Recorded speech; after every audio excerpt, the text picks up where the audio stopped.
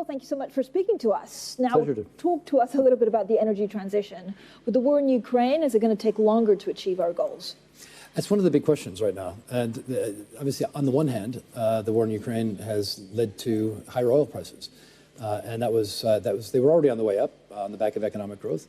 I think they were also already on the way up on the back of relative underinvestment in fossil fuels relative to demand. And of course, at one level, you say that's what we want. We want people to invest less in fossil fuels and more in alternatives. Now, with the price going up, that will just accelerate. That will accelerate the investment into renewables. It will probably also accelerate the investment into fossil fuels, though, because we will need to replace the missing production that either is or will be missing from Russia. But Bill, did we properly plan for the transition, or are we missing too many of the components and we're running out of cobalt? We're running out of some of the key components needed for the transition. No, I don't think we properly planned for the transition, and I don't think that was really very front of mind for anybody. I think there was the thought that the transition will take time, that there will be a shift in investment away from traditional or fossil fuels in the case of greenhouse gas emissions, but commodities more broadly, that if prices go up, new investment will come in and will equilibrate, the way we always have in the past, maybe with some bumps along the way.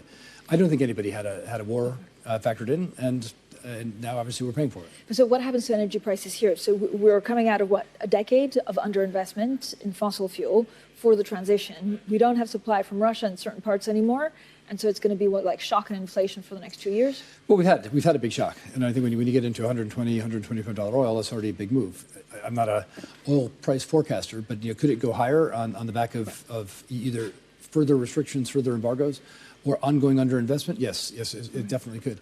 But I think inevitably some investment will end up going back into fossil fuels. However unappealing that is to people who would like to see a transition, exactly where you started the question. So I think that the markets will equilibrate over a period of time at a price probably a bit lower than where we are right now, because this is a demand-destroying price over a period of time. In the short term, though, we're very vulnerable. What does it mean for your ESG investments? So there was a big appetite, and now people are worried about greenwashing. Well, there's still a big appetite. I don't think that the appetite that hasn't been dented. No. The appetite has not been dented. We'll see whether the money follows the appetite. Right? It's one thing to be hungry. It's another thing to buy the meal.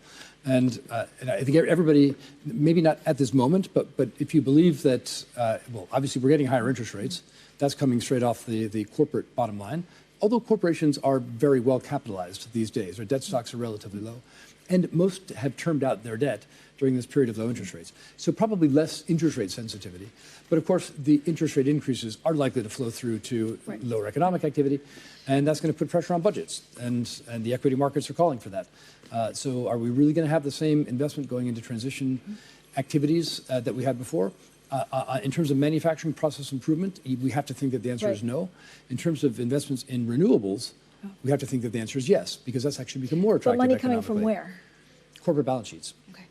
Corporate income statements. Yeah, I mean, that's the only source of money. I mean, and you as consumers, we can chip a little bit in via carbon credits. But overwhelmingly, what the transition is corporations changing the way that they produce stuff or changing the way that they move stuff to emit less greenhouse gas. And that requires investment. And those investment dollars are going to be harder to come by unless it's economic, which would be the case if you're investing in an alternative power source.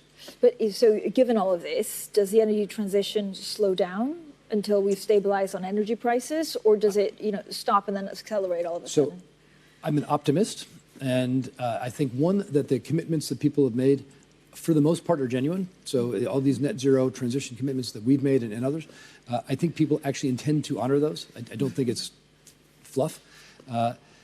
Two, the opportunity to invest in renewable power sources is only more compelling now. And that's three. I think there is an element of meeting a net zero transition, which is protecting the existing carbon sinks. And we get into the whole subject of carbon credits and are these good or bad? What are they, good or bad? Well, they're good. There's no question to my mind that they're good, but I know that there are opposing views.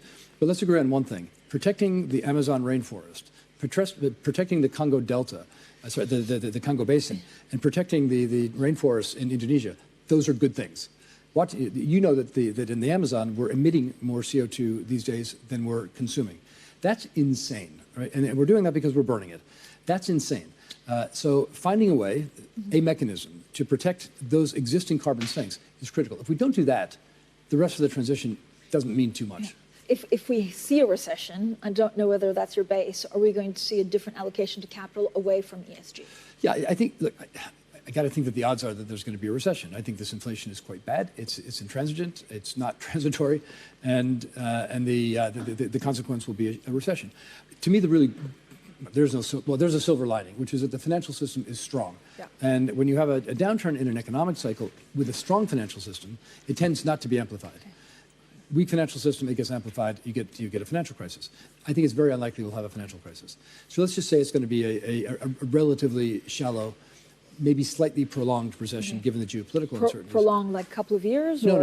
I think a couple of quarters. A couple of quarters, yeah. Okay. And but we all know from previous recessions that when you're in the middle of it, it feels like it's the worst thing that's ever happened. Yeah. And a quarter or two afterwards, you're still wondering if you've actually come out of it. And so it feels like it's longer than it actually is when you look at the statistics. But if that's the scenario, then I think we will have some pressure on transition investments, but not dramatic, because I do think there will be a big focus on energy security and energy price alternatives. Bill Winters, thank you so much. My pleasure.